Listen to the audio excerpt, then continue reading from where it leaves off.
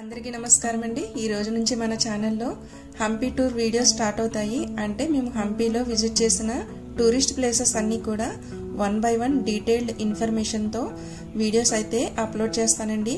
So మన channel ని ఇంకా ఎవరైనా సబ్స్క్రైబ్ చేసుకొని వాళ్ళు ఉంటే సబ్స్క్రైబ్ చేసుకొని పక్కనున్న బెల్ ఐకాన్ ని యాక్టివేషన్ లో ఉంచుకోండి। నేను పెట్టే వీడియోస్ అన్నీ కూడా మీకు నోటిఫికేషన్ గా వస్తాయన్నమాట। ముందుగా మనమైతే హంపిలోని విఠల టెంపుల్ ని చూసేద్దాము। ఈ టెంపుల్ కి చాలా ప్రత్యేకతలు ఉన్నాయండి। అంటే సంగీత స్తంభాల మండపం అలాగే రాతి రథం కూడా ఇక్కడే మనం చూడవచ్చు అన్నమాట। సో లేట్ చేయకుండా వీడియోలోకి అయితే వెళ్ళిపోదాము। వీడియోని అయితే ఎక్కడ స్కిప్ చేయకుండా చూడండి, చాలా ఇన్ఫర్మేటివ్ గా ఉంటుంది వీడియో। ముందుగా హంపి ఎక్కడ ఉందో తెలుసుకుందాము। ఇది వచ్చేసి కర్ణాటక రాష్ట్రంలో ఉందండి। కర్ణాటకలోని హోస్పేటకి కేవలం 12 కిలోమీటర్ల దూరంలో ఉంటుంది। మనకి విజయవాడ నుంచి కానీ లేదంటే మనం ఉన్న దగ్గరలో ఉన్న సిటీలోంచి హోస్పేటకి ట్రైన్స్ కానీ బస్సెస్ కానీ అవైలబుల్ గా ఉంటాయి। హోస్పేట నుంచి ఆటోస్ లేదంటే బస్సెస్ కూడా అవైలబుల్ గా ఉంటాయి హంపి చేరుకోవడానికి। అకామిడేషన్ వచ్చేసి హోస్పేటలో తీసుకోవచ్చు రూమ్స్, లేదంటే హంపిలో కూడా రిసార్ట్స్ అవైలబుల్ గా ఉంటాయండి। మేము వచ్చేసి రిలేటివ్స్ ఇంటికి ఫంక్షన్ కి వెళ్ళామన్నమాట। సో రిలేటివ్స్ ఇంట్లోనే స్టే చేసి మేము అక్కడి నుంచే హంపి ఇవన్నీ కూడా చూసుకున్నామండి। హంపిని పూర్తిగా చూడాలి అనుకుంటే కనీసం 3 days అన్న టూర్ ప్లాన్ చేసుకోవాలి। హంపి టూర్ ప్లాన్ చేసుకోవడానికి బెస్ట్ టైం వచ్చేసి అక్టోబర్ టు మార్చ్ అండి। ఇక్కడ డైలీ 6 గంటలకి ఓపెన్ చేస్తారు, అలాగే సాయంత్రం 6 గంటలకి క్లోజ్ చేస్తారనమాట। 6 గంటల తర్వాత మనకి లోపలికి అలౌ ఉండదండి। సో ముందుగా మనమైతే ఇక్కడ టికెట్ తీసుకోవాలన్నమాట। ఈచ్ పర్సన్కి వచ్చేసి 40 రూపీస్ అయితే టికెట్ పే చేయాలి। అంటే ఈ టికెట్ వచ్చేసి మనకి ఉదయం 6 గంటల నుండి సాయంత్రం 6 గంటల వరకు చేస్తుంది। అంటే కొన్ని ప్లేసెస్ లో మనకి టికెట్ అవసరం ఉంటుందన్నమాట। అంటే మనం టికెట్ మీద పంచింగ్ వేయించుకుని లోపలికి వెళ్లాల్సి ఉంటుంది। అంటే లోటస్ మహల్ దగ్గర, అలాగే విఠల టెంపుల్ దగ్గర, కమలాపూర్ మ్యూజియం దగ్గర ఇలాంటి కొన్ని ప్లేసెస్ దగ్గర అయితే మనం టికెట్ చూపించి లోపలికి వెళ్లాల్సి ఉంటుంది। అదే లేదంటే మనం మర్నాడు వెళ్ళినట్లయితే మళ్ళీ ఫ్రెష్ గా మనం టికెట్ తీసుకుని వెళ్లాల్సి ఉంటుందండి। ఇక్కడ టికెట్ తీసుకున్న ప్లేస్ దగ్గర నుంచి విఠల టెంపుల్ వచ్చేసి 3 kilometers ఉంటుందండి। సో ఇక్కడ నల్లైన వారు ఉన్నట్లయితే బ్యాటరీ వెహికల్స్ కూడా ఉంటాయి। పర్సన్ కి వచ్చేసి 20 రూపీస్ అనమాట అప్ అండ్ డౌన్। మేమైతే నడిచి వెళ్దామని స్టార్ట్ అయ్యాము। ఇక్కడ చూడండి మొదటగా వచ్చేది మనకి గజ్జల మండపం అన్నమాట। చాలా బ్యూటిఫుల్ గా ఉంటుంది। ఇలాంటి మండపాలు చాలా ఉంటాయండి। సో మనం ఇలా నడుచుకుంటూ వెళ్ళినట్లయితే దారిలో వచ్చే ఇలాంటి మండపాలన్నింటినీ చూసుకుంటూ వెళ్ళొచ్చు అన్నమాట। హంపిని చూడడానికి ఎక్కువ నడవాల్సి ఉంటుందండి। సో మామూలు చెప్పుల కన్నా షూ ప్రిఫర్ చేస్తే మంచిది। దారిలో మనకి ఇలాంటి కోనేర్లు మండపాలు చాలా కనిపిస్తూ ఉంటాయండి। సో అన్ని చూసుకుంటూ వెళ్దాము। వీడియోని అయితే ఎక్కడ స్కిప్ చేయకుండా చూడండి, లోపల చాలా బాగుంటుంది। ఇక్కడ చూడండి ఇది ఒక మండపం అన్నమాట। ఈ మండపం పక్కనే మనకి దీని హిస్టరీ అంతా కూడా ఇలా శిలా ఫలకాల మీద రాసి ఉంటుంది। దీని ప్రత్యేకతలన్నీ కూడా లోపలికి వెళ్ళి ఈ మండపాన్ని అయితే చూద్దాము। ఇవన్నీ కూడా హిందూ దేవాలయాలు, ఒకప్పుడు ఎంతో వైభవంగా ఉండేవన్నమాట। ఇప్పుడైతే ధ్వంసం చేయబడ్డాయి। లోపల విగ్రహాలు అయితే ఏమీ ఉండవండి, అందుకే పూజలు కూడా ఏమీ జరగవన్నమాట। ఈ హంపిని విజయనగర సామ్రాజ్యానికి రాజధానిగా చేసుకుని 1336 నుండి 1565 వరకు రాయల వంశం వారు పరిపాలించారు। ఇందులో శ్రీకృష్ణదేవరాయలు 1509 నుండి 1529 వరకు ఈ విజయనగర సామ్రాజ్యాన్ని పరిపాలించారు। ఈ కాలంలో విజయనగర సామ్రాజ్యం చాలా వైభవంగా ఉండేదట। ఇక్కడ ఉన్న దేవాలయాలు, మండపాలు, కోనేర్లు అన్ని కూడా 14, 15వ శతాబ్దానికి చెందినవటండి। హంపి 4100 హెక్టార్ల విస్తీర్ణంలో 16 చదరపు మైళ్ళ విస్తీర్ణంతో ఉంది। దీనిని యునెస్కో కఠినమైన గొప్ప ప్రదేశంగా అభివర్ణించిందండి। అంటే వరల్డ్ హెరిటేజ్ సైట్ అన్నమాట।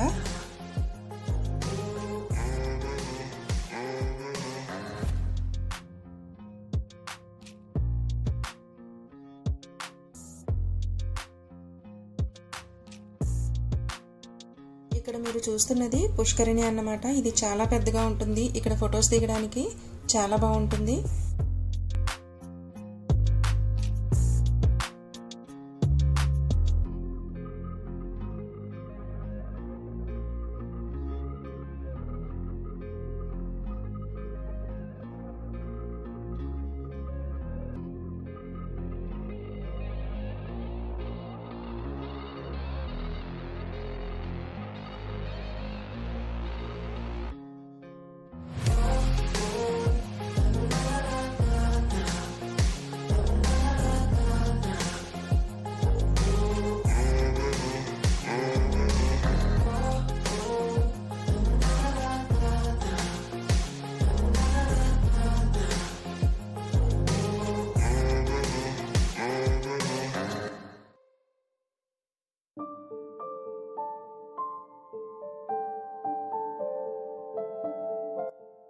ఇక్కడ మీరు చూస్తున్నది విఠలా బజార్ అన్నమాట.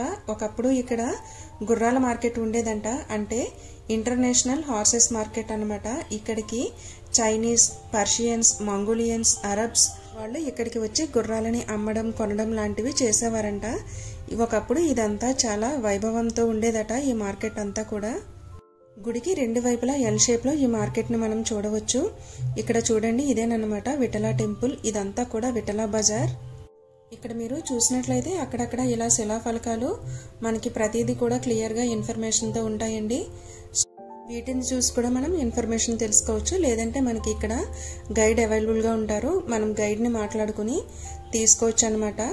ఈ హంపి మొత్తం చూడడానికి గైడ్ అవసరం కానీ లేదంటే తెలిసిన వాళ్ళు ఎవరైనా ఉంటే బాగుంటుంది. మనమే వెళ్ళి తిరిగేయాలంటే అవదండి, కొన్ని తెలుస్తాయి, కొన్ని తెలియవు. అంటే హంపి చాలా పెద్దదన్నమాట. చాలా టూరిస్ట్ ప్లేసెస్ ఉంటాయి. తెలిసిన వాళ్ళు అయితే మొత్తం తిప్పి చూపిస్తారు. మేమైతే మా రిలేటివ్స్ ని తీసుకుని వెళ్ళామన్నమాట. వాళ్ళు లోకల్ కావడంతో మమ్మల్ని అన్ని తిప్పి చూపించారండి క్లియర్ గా. ఇక్కడ చూసినట్లయితే ఇదంతా కూడా విఠలా బజార్ అన్నమాట. ఆ రోజుల్లో ఎంత పెద్దగా ఎంత వైభవంగా ఉండేదో దీన్ని చూస్తే మనకి అర్థమవుతుంది. హంపీలో ఈ విఠలా బజార్ లాంటి పెద్ద పెద్ద బజార్లు 7 ఉన్నాయటండి. ఒక్కొక్క దానికి ఒక్కొక్క ప్రత్యేకత ఉందట. ఇక్కడ మీరు చూస్తున్నది విఠలా టెంపుల్ ప్రధాన గోపురం అండి. దీన్ని కింద పార్ట్ అంతా కూడా రాతితోనూ పైన పార్ట్ ఇటుకతోనూ కట్టారంట. ఒక 8 సంవత్సరాల క్రితం అయితే టూరిస్ట్ వెహికల్స్ అయితే ఇక్కడ పార్కింగ్ చేసేవారట. సో ఆ వైబ్రేషన్స్ కి కింద రాతి కట్టడం బేటలు వారేదట. సో అప్పటి నుంచి మనం ఇందాక టికెట్ తీసుకున్నాం కదండి, అక్కడైతే టూరిస్ట్ వెహికల్స్ ని పార్కింగ్ ప్లేస్ ఇచ్చారు. అక్కడి నుంచి అయితే మనం బ్యాటరీ వెహికల్స్ తో కానీ లేదంటే నడిచి కానీ ఇక్కడికి రావాల్సి ఉంటుందన్నమాట. ఇక్కడ గోపురం ఎదురుగానే మనకి హంపి మ్యాప్ అనేది, అలాగే చూడాల్సిన టూరిస్ట్ ప్లేసెస్ అన్ని కూడా, అలాగే హంపి చరిత్ర అంతా కూడా ఇలా శిలాఫలకాల మీద రాసి ఉంటుందన్నమాట. ఇక్కడ మనం టికెట్ చూపించి లోపలికి వెళ్లాల్సి ఉంటుంది. ఇక్కడున్న క్యూఆర్ కోడ్ ని స్కాన్ చేసినట్లయితే మనకి హంపి చరిత్ర అలాగే విఠలా టెంపుల్ చరిత్ర అంతా కూడా తెలుస్తుందండి. ఇక్కడ మీరు చూస్తున్నారు కదా, అక్కడక్కడ పగుళ్ళు వచ్చున్నాయి. ఇదంతా కూడా టూరిస్ట్ వెహికల్స్ ని దగ్గరలో పార్కింగ్ చేయడం వల్ల వచ్చిన వైబ్రేషన్స్ కి పగుళ్ళు ఏర్పడ్డాయట. హంపీలో ఎక్కువ టూరిస్టులు ఫారినర్సే ఉంటారండి. వాళ్ళు ఇతర దేశాల నుంచి వచ్చి హంపి చరిత్రని తెలుసుకోవడానికి చాలా ఉత్సాహం చూపిస్తారు. వీళ్ళకి ఎంట్రీ టికెట్ వచ్చేసి 600 అట, మనకైతే 40 రూపీసేనండి. సో ఇలా టికెట్ చూపించి లోపలికైతే వచ్చేసాము. ఇదేనండి విఠలా టెంపుల్. దీనిని 1422లో హరిహర దేవరాయలు కట్టించారు. కంప్లీట్ హిందూ వాస్తు శాస్త్ర ప్రకారంగా కట్టారట. ఆగ్నేయంలో వంటగది ఇక్కడ మీరు చూస్తున్నారు కదా, ఇదేనండి వంటగది. అలాగే పక్కన ఉన్నది డైనింగ్ హాల్, అంటే ధర్మశాల అన్నమాట. ఇక్కడికి వచ్చే భక్తులకు భోజనాలు ఇక్కడే పెట్టేవారట. ఇక్కడ మీరు చూస్తున్న విఠలా టెంపుల్లో విగ్రహం ఉండదండి. బహమనీ సుల్తాన్లు 1565లో తల్లికోట యుద్ధంలో విజయనగర రాజులను ఓడించారట. అప్పుడు ఆ రాజులు, సామంత రాజులు అంతా ఆంధ్రప్రదేశ్లోని పెనుగొండ వెళ్లిపోయారట. అప్పుడు ఇక్కడ ఏ రాజులు లేకపోవడంతో బహమనీ సుల్తానులు ఇక్కడ 6 నెలలు ఉండి, ఈ 6 నెలల కాలంలో 3 నెలల పాటు ఇక్కడ ఉన్న సంపద, వజ్ర, వైఢూర్యాలను దోచుకుని 3 నెలల పాటు ఇక్కడున్న ఆలయాలని, మొత్తం రాజధానిని అంతా ధ్వంసం చేశారట. ఆ టైంలో వారికి తెలియకుండా పూజారులు ఈ గుడిలో ఉన్న విగ్రహాన్ని తీసుకుని మహారాష్ట్రలోని పాండురంగ టెంపుల్లో ప్రతిష్ఠించారట. ఇక్కడ మీరు చూస్తున్నవి పంచపీఠాలండి. మొదటిది వచ్చేసి తులసి కోట అన్నమాట, రెండవది ధ్వజస్తంభం, మూడవది నైవేద్య పీఠం, నాలుగవది యజ్ఞకుండం, ఐదవది వచ్చేసి రాతి రథం అన్నమాట. ఈ రాతి రథానికి చాలా ప్రత్యేకతలు ఉన్నాయండి. దీనిని మనం 50 రూపాయల నోటు పైన చూడవచ్చు. ఈ రాతి రథం ఒకప్పుడు 26 అడుగులు ఎత్తు ఉండేదట, ఇప్పుడైతే 16 అడుగులు ఎత్తే ఉంది. ఇక్కడ మీరు చూస్తున్నారు కదా, ఇది వచ్చేసి ఈ రాతి రథం పైన ఊరం అన్నమాట అండి. దీనిపైన మొక్కలు మొలిచి ఆ వేర్లతో ఈ రాతి రథం మొత్తం పాడవుతూ ఉండడంతో ఈ గోపురాన్ని వేరు చేసి పక్కన పెట్టారట. ఈ రాతి రథం షోపీస్ మాత్రమే, ఇది కదిలేది కాదటండి. గుడికి ఆకర్షణకి ఈ రాతి రథాన్ని తయారు చేయించారట. ఇది వచ్చేసి ఒకప్పుడు ఈ చక్రాలు కదిలేవటండి. సో గుడిలో పూజలు జరుగుతున్నప్పుడు ఈ చక్రాల్ని పూజారులు తిప్పేవారట. తర్వాత ఇక్కడికి వచ్చే టూరిస్టులు ఈ చక్రాల్ని పదే పదే తిప్పడంతో ఈ చక్రాలు అరిగిపోవడంతో దీనిని కింద సిమెంట్ వేసి లాక్ చేశారట. ఇక్కడ మీరు ఏనుగులు కనిపిస్తున్నాయి కదా, ఇక్కడ ఏనుగులు కాకుండా గుర్రాలు ఉండేవటండి ఒకప్పుడు. ఈ సుల్తానులు దీన్ని ధ్వంసం చేయడంతో పురావస్తు శాఖ వాళ్ళు ఎక్కడివో ఏనుగులు తీసుకువచ్చి ఇక్కడ అమర్చారట. అది కూడా మనకి ఇప్పటికీ క్లియర్గా కనిపిస్తుంది. ఎందుకంటే వెనకాల ఒక గుర్రం కాలు తోక కూడా ఉంటుంది. ఈ రథం మనకి 50 రూపీస్ నోటు పైన వెనకాల భాగంలో ఉంటుందండి. చూసారు కదా 4 వైపుల నుంచి ఈ రథాన్ని అయితే. ఇప్పుడు మ్యూజికల్ పిల్లర్స్ మండపాన్ని చూద్దాము. ఇక్కడ వచ్చేసి మనకి 56 మ్యూజికల్ పిల్లర్స్ ఉంటాయండి. ఇదేనండి ఆ మండపం. ఇప్పుడైతే క్లోజ్ అయి ఉందన్నమాట. ఎందుకంటే ఇది కొంచెం పాడయ్యే దశలో ఉంది. అందరూ వచ్చి అదే పనిగా వాయించడంతో ఈ మ్యూజికల్ పిల్లర్స్ అనేవి అరిగిపోయాయట. సో దాన్ని మూసివేశారన్నమాట. ఈ మ్యూజికల్ పిల్లర్స్ 56 ఉంటాయి కదా, ఒక్కొక్క దాంట్లో ఒక్కొక్క సౌండ్ వస్తుందట. ఈ మ్యూజికల్ పిల్లర్ ఒక్కొక్క పిల్లర్ని ఒక్కొక్క స్టోన్తో తయారు చేశారంటండి. అంటే పైనుంచి కిందకి ఒకే స్టోన్ అన్నమాట. దాన్నే ఇలా అందంగా చెక్కారన్నమాట. ఈ మ్యూజికల్ పిల్లర్స్ నుంచి సౌండ్ ఎలా వస్తుందా అని బ్రిటిష్ వారు, అంటే మన దేశాన్ని బ్రిటిష్ వారు పాలించేవారు కదా ఒకప్పుడు, వాళ్ళైతే దీన్ని కనిపెడదామని చెప్పేసి 2 పిల్లర్స్ని అయితే కట్ చేశారటండి. కానీ వాళ్ళకైతే ఏమీ అంత చిక్కలేదంట అసలు ఈ సౌండ్ ఎలా వస్తుంది అనేది. శ్రీకృష్ణదేవరాయల కాలంలో ఈ మండపంలో శ్రీకృష్ణదేవరాయలకి 2 భార్యలు ఉండేవారు కదండి, తిరుమలాదేవి, చిన్నాదేవి అని. చిన్నాదేవి మంచి డాన్సర్ అట. ఆవిడ ఈ మండపం పైన డాన్స్ చేసేవారట. ఈవిడ డాన్స్ చేసేటప్పుడు ఎవరు చూడకుండా చుట్టూ ఇలా పరదాల్ని, ఇక్కడ మీకు హోల్స్ అయితే కనిపిస్తాయండి క్లియర్గా చూసినట్లయితే. నేనైతే వీడియో తీయలేదనమాట. అలాగే పైన లాకింగ్ సిస్టమ్ కూడా ఉంటుంది. ఆ లాకింగ్ సిస్టమ్ ద్వారా పరదాల్ని కట్టి ఈ లోపల సంగీత విద్వాంసులు శ్రీగంధం చెక్కలతో ఈ స్తంభాలని వాయించేవారట. ఇందులో వచ్చే సౌండ్ నుంచి ఆవిడ ఆ సౌండ్కి తగ్గట్టు డాన్స్ చేసేవారటండి, భరతనాట్యం. రాజు రాజపరివారం మాత్రమే ఆవిడ డాన్స్ని చూడడానికి అనుమతి ఉండేదట. ప్రజలకైతే ఎటువంటి అనుమతి ఉండేది కాదటండి. చుట్టూ పరదాలు ఉండడంతో ఆ సౌండ్ ఇంకా మంచిగా వచ్చేదట. ఇప్పుడు ఈ గుడి లోపలికైతే వెళ్దాము. ఇది దేవుడికి సంబంధించిన మండపం అన్నమాట. అంటే ఇక్కడ రుక్మిణి విఠల స్వామి వార్ల కళ్యాణ మహోత్సవాలు, అలాగే పూజలు అన్నీ కూడా జరిగేవటండి. ఈ మండపంలోని స్తంభాల పైన మనం దశావతారాలని చూడవచ్చు. ఇది విష్ణు టెంపుల్ కాబట్టి మనకి అన్నీ కూడా దశావతారాలు అన్నీ చెక్కబడి ఉన్నాయన్నమాట. ఒకప్పుడు బహమనీ సుల్తాన్లు ఈ మండపంలో ఇక్కడ ఉన్న చెక్క సామాగ్రిని, వస్తువుల్ని తెచ్చి ఇక్కడ కాల్చివేశారట. సో ఆ పొగకి, ఆ వేడికి పైన ఉన్న స్లాబ్ కూలిపోయి పడిపోయిందట. సో అప్పుడు ఆర్కియాలజీ డిపార్ట్మెంట్ వాళ్ళు రీకన్స్ట్రక్షన్స్ చేసి ఈ స్తంభాలన్నింటినీ కూడా పాలిష్ పట్టించారట. ఇక్కడ రుక్మిణీదేవి, విఠల స్వామి వార్ల విగ్రహాలు ఉండేవటండి. సో బహమనీ సుల్తాన్లు పాడు చేసే క్రమంలో వాళ్ళకి తెలియకుండా ఇక్కడ పూజారులైతే ఈ విగ్రహాల్ని మహారాష్ట్ర పండరీపురానికి తరలించేశారట. ఇదేనండి గర్భగుడి అన్నమాట. ఈ గర్భగుడి చూద్దాము. విగ్రహాలు అయితే లేవు.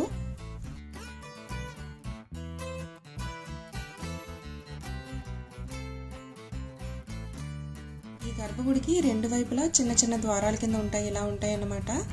ఇవి ప్రదక్షిణ చేయడానికి గర్భగుడి చుట్టూ ప్రదక్షిణ చేసేవారట పూర్వం రాజులు కానీ ప్రజలు కానీ. దీనిని ప్రదక్షిణ మండపం అంటారు. ఇలా మనం వెళ్ళినట్లయితే గర్భగుడికి 2వ వైపు ద్వారం నుంచి బయటకు వస్తామన్నమాట. ఇక్కడ చూడండి లోపల కూడా చాలా బాగుంది. ఇక్కడ మనం క్లియర్గా చూసినట్లయితే డ్రైనేజ్ సిస్టమ్ కూడా కనిపిస్తుందండి. అంటే లోపల జరిగిన అభిషేకాలు, పూజలు చేసిన తర్వాత ఆ అభిషేకాలు చేసిన వాటర్ అంతా కూడా ఈ డ్రైనేజ్ సిస్టమ్ ద్వారా బయటకు వస్తుందన్నమాట.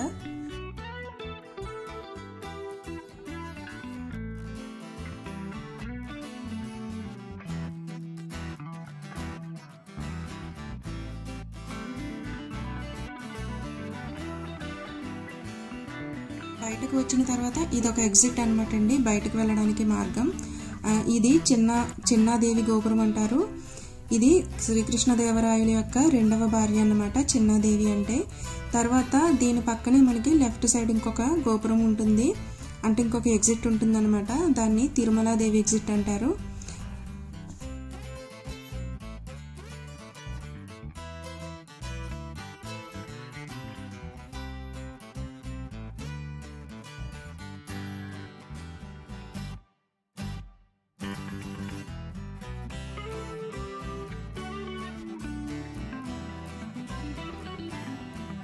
ఇక్కడ మీరు చూస్తున్నది కళ్యాణ మండపం అన్నమాట. ఈ కళ్యాణ మండపంలోనే రాజకుటుంబీకుల యొక్క పెళ్లిళ్ళు జరిగేవట. అంటే పబ్లిక్వి కాకుండా ఓన్లీ రాజకుటుంబీకులకు మాత్రమే ఇక్కడ పెళ్లిళ్ళు జరిగేవి. ఈ మండపంలో చూసుకున్నట్లయితే లోపల మండపానికి ఎక్కడానికి మెట్లు ఉండవండి. సో వీటిని ఎక్కడానికి రాజకుటుంబీకులకు మాత్రమే అనుమతి అన్నమాట. సో వాళ్ళు శ్రీగంధం చెక్కలతో మెట్లను తయారు చేసి అప్పటికప్పుడు పెట్టేవారట. అలా వాళ్ళ పెళ్ళిళ్ళు అయితే ఇక్కడ జరిగేవటండి.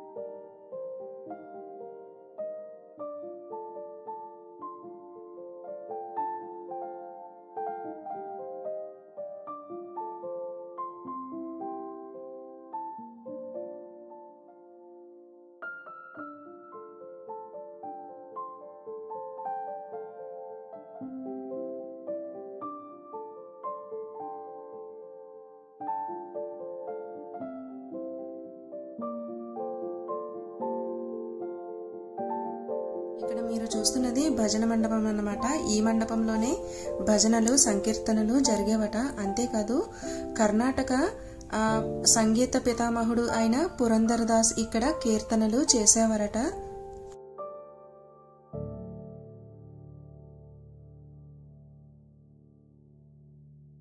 ఈ మండపాలన్నీ చాలా మంచి శిల్పకళతో ఉంటాయండి.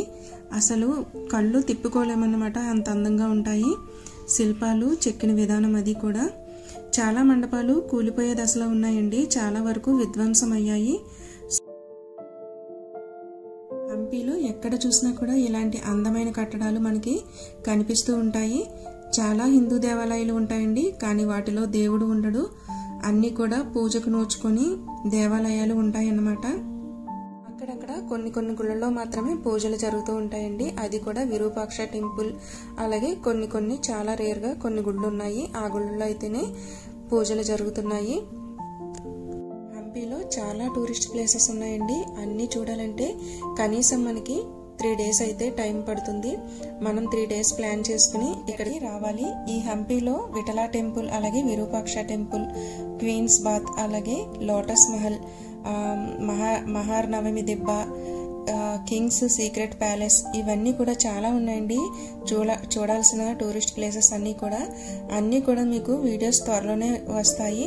హంపీలో ఇవన్నీ చూసిన తర్వాత తుంగభద్ర నదికి అటువైపున ఆనగొండి, అదేనండి హిప్పీ ఐలాండ్ కూడా ఉంది. అక్కడ కిష్కిందకి సంబంధించిన ఆనవాళ్లను, అలాగే రాముల వారికి సంబంధించిన ఆనవాళ్లను కూడా మనం చూడవచ్చు.